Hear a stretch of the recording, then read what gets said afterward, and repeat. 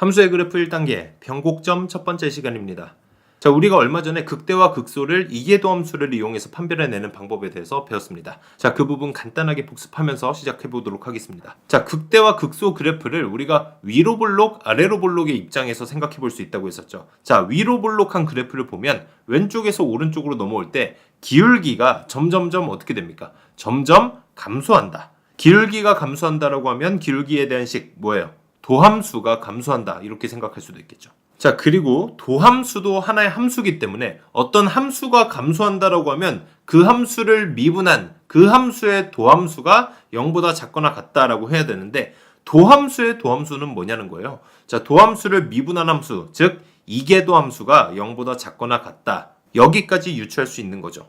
이해되셨죠? 자, 마찬가지로 아래로 볼록한 그래프를 보면 기울기가 점점점 증가한다. 즉 도함수가 점점 증가할 것이다. 그래서 마찬가지로 이 도함수를 미분한 함수, 이계도 함수는 0보다 크거나 같을 거다. 자, 여기까지가 지난 시간에 배웠던 내용입니다. 자, 그러면요, 이런 식으로 3차함수 그래프가 있다고 했을 때, 자, 이 그래프를 보면 위로 볼록이랑 아래로 볼록이 동시에 존재하고 있잖아요. 저렇게 파란 선 부분까지는 아마 위로 볼록일 거고 빨간 선부터는 아래로 볼록이다 이렇게 생각할 수 있을 겁니다.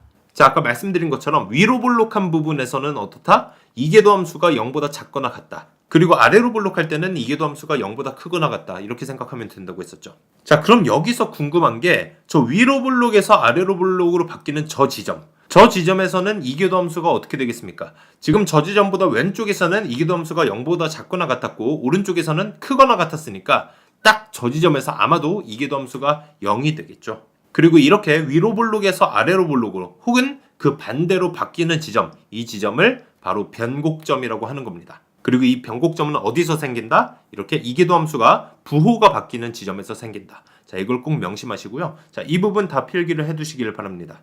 자, 필기 다 하셨으면 우리 예제 문제 한번 풀어보도록 하겠습니다. fx가 주어졌고요. 변곡점의 좌표를 구하라고 했습니다. 자, 변곡점은 어디서 생긴다고 했어요? 이계도 함수가 0이 되는 지점. 자, 이렇게만 생각하실 게 아니고요. 이것도 어느 정도 맞는 얘기지만 꼭 0이 된다고 해서 무조건 다 되는 건 아니거든요. 중요한 건 이계도 함수의 부호가 바뀌는 지점.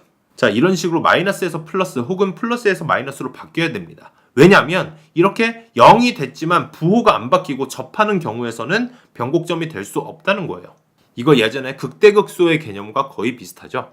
도함수의 극대극소라고 생각을 해주시면 되겠습니다. 자, 그래서 이 이계도 함수의 부호가 바뀌는 지점을 확인하기 위해서 저 함수를 두 번 미분을 해줘야 되겠죠. 일단 한번 미분을 해서 도함수를 구해주고요. 이걸 다시 한번 미분을 해줘야 되겠죠. 그러면 이계도 함수가 만들어지는데 얘네가 12로 묶이겠죠. 그러면 12 곱하기 x-1 그러니까 기울기는 10이고 x가 1일 때 x절편을 갖는 직선이 나올 겁니다. 그러면 이 그래프를 봤을 때 어때요? 지금 x는 1에서 마이너스 1에서 플러스로 부호가 바뀌었죠. 이렇게 이계도 함수의 부호가 바뀌었다 하면 분명 여기서 변곡점이 생겼다. 그래서 변곡점의 x좌표는 1이구나 이걸 확인할 수 있는 겁니다. 자, 그럼 좌표를 구하라고 했으니까 x좌표뿐만이 아니라 y좌표도 구해야 된다. x좌표를 저 함수에다 대입을 해서 y값을 구해줘야 되겠죠. 그래서 저 함수에다 1을 대입을 하면 좌표는 1,3이 되는 겁니다. 자, 다음 문제 보겠습니다. 이번에도 함수가 주어졌고 변곡점의 좌표를 구하라고 했습니다. 자, 그러면 이계도 함수의 부호가 바뀌는 지점. 자, 우선 이계도 함수를 구하기 위해서 얘를 미분을 해줘야 되겠죠. 도함수를 먼저 구해야 됩니다. 미분을 하면 앞에 있는 거 미분했을 때 2, 뒤에 있는 코사인 x는 미분하면 마이너스 사인 x. 그래서 2 플러스 사인 x라고 정리가 되고요. 얘를 다시 한번 미분을 해줘야 이계도 함수가 만들어지겠죠. 앞에 있는 2는 미분하면 0이 되니까 뒤에 있는 sin x를 미분해서 코사인 x를 만들어주시면 되는 겁니다. 자, 그리고 이 변곡점의 좌표, 그러니까 이 이계도 함수의 부호가 바뀌는 지점을 확인을 해줘야 되는 거잖아요. 자, 그러면 그 후보들은 어디서 생긴다? 이계도 함수가 0이 되는 지점. 자, 여기서 무조건 생긴다는 건 아니지만 일단은 후보군은 된다는 얘기예요. 저 이계도 함수가 0이 되는 지점에서 부호도 바뀌는지 확인을 해주셔야 됩니다. 자, 우선 이계도 함수가 코사인 x니까요. 코사인 x를 저 범위 안에서 0에서 파이까지. 자, 한 주기가 2파이니까 딱 절반의 주기만 그려주시면 되겠죠. 그래서 저만큼만 딱 그려주고 나서 저 코사인 x가 0이 되는 지점 어딥니까? 그렇죠? 저 한가운데 x가 2분의 파이일 때 x축을 지나가면서 0이 되잖아요. 그리고 중요한 거 저기에서 부호도 바뀌고 있습니다. 플러스에서 마이너스로 x축을 뚫고 지나가면서 부호가 바뀌었죠. 저기가 분명히 변곡점의 x좌표가 될 거다. 자, 그럼 x좌표 구했으니까 저 함수에다 대입을 해주면 y좌표도 나오겠죠? 그래서 계산을 해주시면 y좌표는 파이가 됩니다. 자, 다음 문제 보겠습니다. 이번에도 함수가 주어졌고 모든 변곡점의 x좌표의 합을 구하라고 있습니다. 자, 변곡점은 어디서 생긴다? 이계도 함수의 부호가 이렇게 바뀌는 지점에서 생긴다. 그래서 일단 미분을 두 번 해서 이계도 함수를 구해줘야 되겠죠. 자, 우선 미분을 한번 해보겠습니다. 도함수를 먼저 구해줘야 되니까 미분을 해볼 건데 지금 분모 분자에 다 식이 있죠. 목세 미분법을 이용해서 미분을 해줘야 됩니다. 자, 목세 미분법 분모는 제곱을 하고 그리고 분자에는 분자만 미분 빼기 분모만 미분. 그래서 미분해야 될 것들은 다 미분을 먼저 해주고요. 분자 분모에 있는 2의 3x 승들은 한 번씩 약분을 해줍니다. 자, 그리고 정리를 해주면 이렇게 도함수가 만들어지고요. 자, 도함수가 중요한 게 아니라 이계도함수, 그러니까 다시 한번 미분을 해줘야 되겠죠. 자, 그런데 도함수도 마찬가지로 분모 분자에 다 식이 있잖아요. 몫의 미분법을 이용해서 분모를 제곱하고 분자만 미분 빼기 분모만 미분.